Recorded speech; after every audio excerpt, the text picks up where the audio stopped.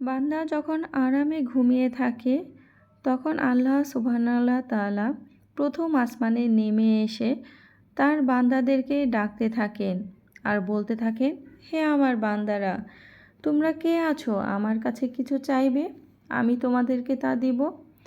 প্রিয় দিনী বোনেরা, ভিডিওটি দেখা বন্ধ করবেন না। আপনার সব দোয়া কবুল হবে এই রমজান মাসে। প্রিয় দিনী বোনেরা, অনেক তো কাঁদলেন, অনেক দোয়া করলেন, কিন্তু কখনো কি মনে হয় আল্লাহ কি আমার কথা শুনছে না? সবার দোয়া কবুল হয়, শুধু আমিই কি পাপী, অভাগী? হয়তো আপনি তাহাজ্জুদে জায়নামাজ কান্নায় ভিজিয়ে ফেলছেন, কিন্তু যে সমস্যা আপনাকে কষ্ট দিচ্ছে তার কোনো কুল কিনারা পাচ্ছেন না। শেষ তো হচ্ছেই না, বরং বেড়েই চলেছে দিন দিন। আর শয়তান তখন কানে কানে বলে, তোর দোয়া কবুল হবে না, তুই আল্লাহর কাছে চাওয়া ছেড়ে দে, নামাজ ছেড়ে দে। যদি আপনার মনের অবস্থা এমন হয় তবে সাবধান, শয়তানের ওয়াসওয়াসা থেকে দূরে থাকুন, সাবধান হন। বিসমিল্লাহির রহমানির রহিম, মহান আল্লাহর নামে শুরু করছি। আসসালামু আলাইকুম প্রিয় দিনী বোনেরা, আমি কথা বলছি দিনের পাথেয় ইউটিউব চ্যানেল থেকে। এই চ্যানেলে আমরা কথা বলি কোরআন ও হাদিসের আলোকে নবী রাসূলগণের দেখানো ও পরীক্ষিত আমল নিয়ে, যে আমল দিয়ে আমাদের জীবনে নানাবিধ সমস্যা, দুঃখ, দুর্দশা দূরে সরে গিয়ে জীবন হয়ে ওঠে আনন্দ ও হাসি খুশিময়। প্রিয় দিনী বোনেরা, আজকের এই ভিডিও যদি আপনার সামনে গিয়ে থাকে, ভিডিওতে লাইক দিন, কমেন্ট করুন এবং শেয়ার করে অন্যদেরকেও জানার ও শেখার সুযোগ করে দিন। আমাদের আজকের আলোচ্য বিষয় রমজানের দোয়া কবুল হওয়ার বিশেষ আমল, যে আমল রোজায় সবচেয়ে দামি। বছরের অন্য সময় বান্দার দোয়া কবুল না হলেও পবিত্র রমজান মাসে সব দোয়া কবুল হবে ইনশাআল্লাহ। আজ আমি আপনাকে কোরআন ও হাদিস থেকে এমন 3টি গোপন আমলের কথা বলবো, যা যদি আপনি বিশ্বাস নিয়ে করতে পারেন, ইনশাআল্লাহ আপনার বন্ধ ভাগ্যের দরজা খুলতে বাধ্য। আজকের এই ভিডিও আপনার জীবন ও চিন্তাধারাকে বদলে দেবে।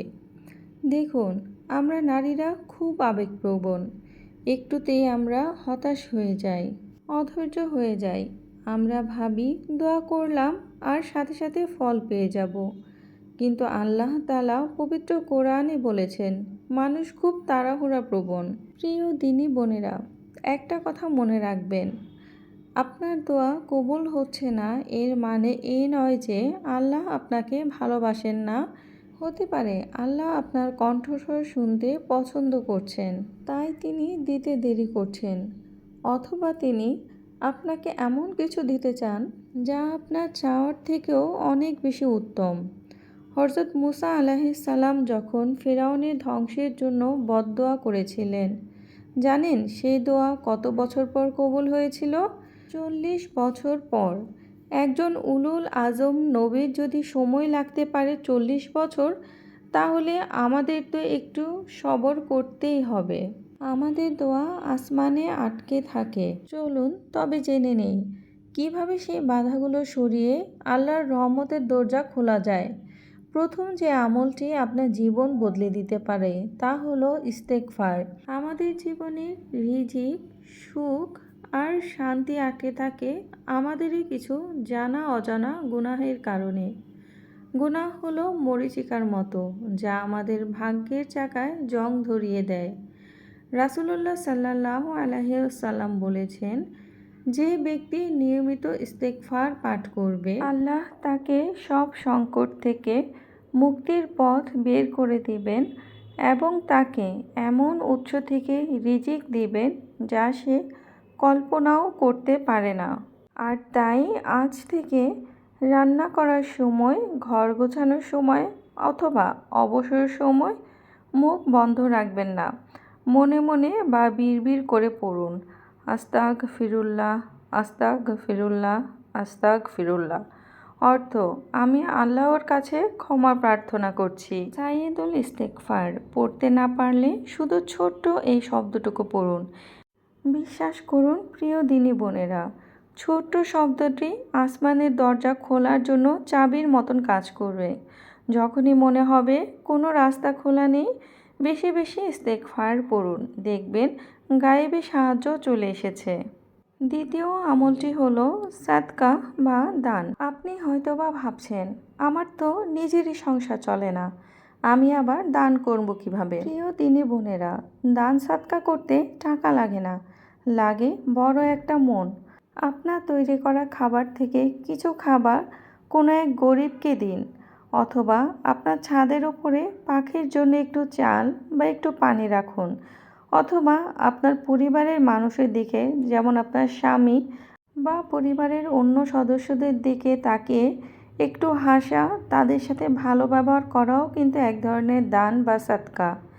সাদকা বিপদ আপদ দূর করে এবং আল্লাহর রাগ পানি করে দিয়ে আগুনের মতো নিভিয়ে দেয়। যখনই দেখবেন বিপদ আপদ পিছু ছাড়ছে না, সন্তান কথা শুনছে না, স্বামী অকারণে রাগ করছে, তখনই নিয়ত করে গোপনে কিছু টাকা দান করুন, অথবা কাউকে খাবার সাদকা করে দিন, অথবা কোনো অসহায় মানুষকে সাহায্য করুন এবং মনে মনে বলুন, হে আল্লাহ, এ দানের উসিলায় তুমি আমার মুসিবত দূর করে দাও, আমার সকল সমস্যার সমাধান করে দাও।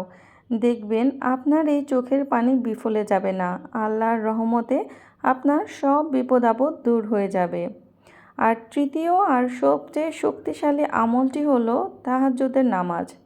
কথায় আছে, তীর মিস হতে পারে কিন্তু তাহাজ্জুদের দোয়া কখনো মিস হয় না। ইমাম শাফিঈ রাদিয়াল্লাহু আনহু বলেছেন, তাহাজ্জুদের দোয়া হলো সেই তীরের মতন যা কখনো লক্ষ্যভ্রষ্ট হয় না। অনেকেই ভাবে সারাদিন কাজ করে রাতে তাহাজ্জুদের সময় ঘুম থেকে ওঠা কষ্টকর। প্রিয় দিনী বোনেরা, আমরা অনেক সময় মোবাইল দেখতে দেখতে, মোবাইলে নানা ধরনের নাটক, বিভিন্ন ধরনের কিছু দেখতে দেখতে কিন্তু রাত 3টা বাজিয়ে ফেলি। অবশেষে শয়তানের প্ররোচনায় পড়ে আস্তে করে ঘুমিয়ে পড়ি, ঠিক যে সময়টাতে আল্লাহ তার প্রথম আসমানে নেমে এসে বান্দাদেরকে ডাকতে থাকে আর নিজে বলতে থাকে, হে আমার বান্দারা, কে আছো, কার কি প্রয়োজন আমার কাছে বলো, আমি নিজে তোমাদের সে আশা পূরণ করব।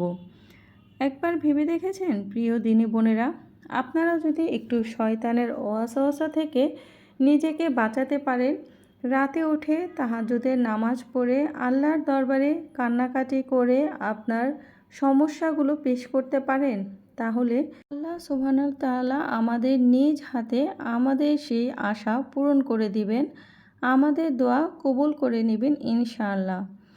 আর এরপরও যদি কারো দোয়া কবুল না হয়, তাহলে বুঝতে হবে নিশ্চয়ই আমরা যেটা চাইছি সেটা আমাদের জন্য ক্ষতিকর, এবং আল্লাহ যেহেতু ভবিষ্যৎ জানে, আল্লাহ তাআলা আমাদের সৃষ্টিকর্তা, পালনকর্তা, রিজিকদাতা, তাই তিনি আমাদের জন্য যেটা মঙ্গল এটাই নির্বাচন করবেন।